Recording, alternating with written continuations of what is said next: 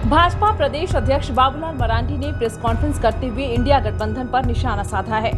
वह कहते हैं कि आज देश की एजेंसियां स्वतंत्र हैं, इसलिए देश भर में हो रहे घोटाले का पर्दाफाश कर रही है।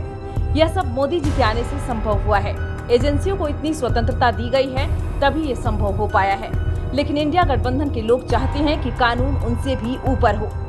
तभी सभी कल रामलीला मैदान में एकजुट हुए। अपनी गलती छुपाने के लिए ये लोग केंद्रीय एजेंसियों को गलत ठहरा रहे हैं। ये लोग खुद को संविधान से भी ऊपर मानते हैं। इसलिए तो इतने समन के बाद भी न तो हेमंत सोरेन ईडी ऑफिस पहुंचे, न ही अरविंद केजरीवाल। अगर ये लोग सही होते तो अपनी बात रखकर आज स्वतंत्र होते, लेकिन ये गलत थे, तभी आज जेल में है।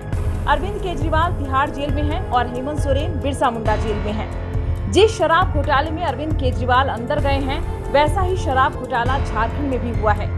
अगर झारखंड की शराब घोटाले की पोल खुली तो कई अफसर इसकी जांच में आएंगे। मैं तो कहता हूँ सीएम भी नहीं बचेंगे। वो आगे कहते हैं यहाँ झारखंडी लोगों को घर बनाने के लिए बालू नहीं मिल रहा है, लेकिन झारखंड का ही बालू ओडिशा और बंगाल भेजा जा रहा है। वह आरोप लगाते हुए कहते हैं कि यहाँ घोटाला कोई नई बात नहीं है। पहले ये सत्ता में नहीं थे तो उस हिसाब से घोटाला करते थे, लेकिन आज सत्ता में हैं तो बड़े पैमाने पर घोटाला हो रहा है। आज देश के सभी घोटालेबाज भाई एकजुट हो गए हैं। वहीं ढुल्लू महतो के सवाल पर बाबूलाल मरांडी कहते हैं, वह हमारे प्रत्याशी हैं। मैं भी जब झारखंड बचाओ न्याय यात्रा पर निकला था तो मेरे ऊपर भी आधा दर्जन से अधिक मामले दर्ज हुए थे। ये चीजें लगी रहती हैं। अगर वो अपराधी हैं तो चुनाव ही नहीं लड़ सकते, लेकिन ऐसा नहीं है। और रही बात प्रिंस खान की, तो वह अपराधी है, उसे जेएमएम का ही संरक्षण प्राप्त है। हमारी सरकार बनते के साथ कोई भी प्रिंस खान नहीं रहेगा। तो ये लोकतंत्र के नाम पर लोकतंत्र को ये मजाक बना देना, ये कहीं से भी उचित नहीं है और देश की जनता उसको कभी बर्दाश्त नहीं करेगी। आप तो देश के प्रधानमंत्री नरेंद्र मोदी जी के नेतृत्व में मोदी जी ने साफ साफ कहा है, जिन लोगों की ने जनता की गाढ़ी कमाई का पैसा को लूटा है या सत्ता में पहुंच करके जिन लोगों ने गड़बड़ किया है तो उनसे पाए उसको वसूल किया जाए। और उस वसूली के अभियान में पिछले 10 वर्षों में इस देश के अंदर में 1 लाख करोड़ से भी अधिक की संपत्ति जब्त की जा चुकी है।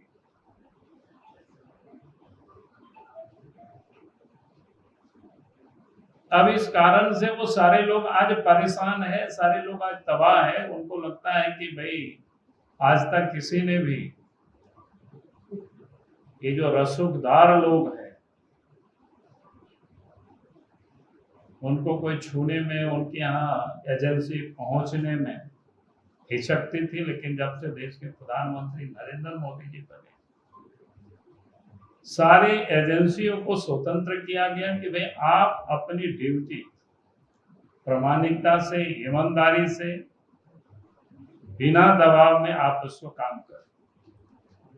और जब से ये काम कर रहे हैं एजेंसी, चाहे ईडी हो, चाहे सीबीआई हो, चाहे इनकम टैक्स वाले हो, उस दिन से एनडीए अलायंस के जो नेता हैं सब लोग परेशान हैं, सब लोग बिलबिला रहे हैं, सब लोग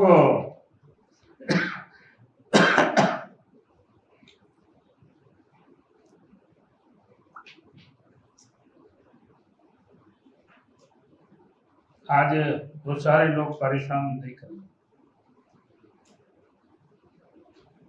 नहीं लूट सको तो लूटो। आप झारखंड को यहाँ देखिए ना, दुनिया की बातों में जोड़ देता हूं। अगर आप झारखंड में ही देखेंगे, किसी से भी जाकर पूछिए, भाई आम लोगों को नदी की बालू भी नसीब नहीं होता था अपने घर बनाने के लिए, प्रधानमंत्री आवास बनाने के लिए नसीब नहीं होता, लेकिन सारे नदी की बालू झारखंड से बिहार, बंगाल, क्या बोलते हैं, यूपी, दिल्ली, सब यहां से तस्करी।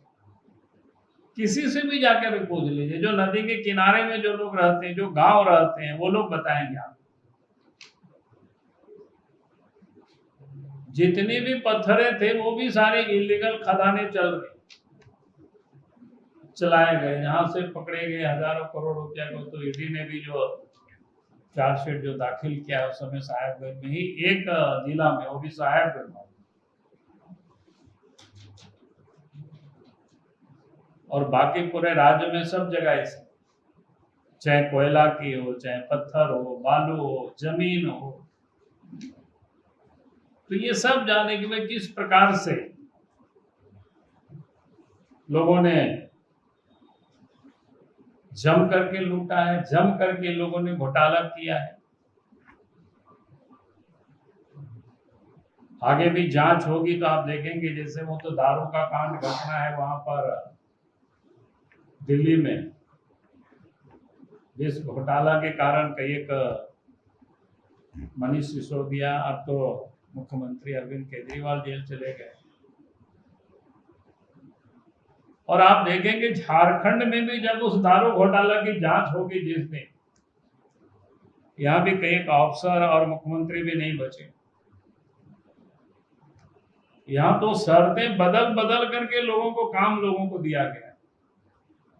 आप सबको याद होगा उस वक्त भी हमने ट्वीट किया था, मुख्यमंत्री को हमने पत्र भी लिखा था, टेंडर क्यों रद्द किया गया, नया क्यों नियम क्यों बना, किसको टेंडर देने की तैयारी हो रही है, नाम तक का मैंने उल्लेख कर दिया। और बाद में फिर टेंडर हुआ तो फिर उन्हीं सारे कंपनियों को काम मिला। बिल्कुल स्पष्ट कि मैंने ही संकल्प यात्रा में हम निकले और हेमंत सोरेन की लूट की कहानी को हम जनता के बीच बताने लगे तो मेरे ऊपर ही आधा दर्जन उन्होंने केस ठोक। तो अब क्या कि हम एकदम अपराधी हो गए क्या? केस है उनके ऊपर, नहीं उसका मामला कोर्ट देख रही है, उसके राय जी तो कोई जज नहीं है ना। अरे सजा दिया है, किसी में भी अगर 2 साल से अधिक सजा होती तो फिर चुनाव लड़ने के काबिल ही नहीं होते, फिर प्रश्न कहाँ उठता। तो ये राय जी अच्छी तरह से जानते हैं इस बात को। और जिस दिन बीजेपी की सरकार बनेगी, मैं आपको बताता हूँ, कोई प्रिंस खान का टेलीफोन झारखंड की धरती में रिसीव करने वाला आदमी हिम्मत नहीं जुटा सकता है।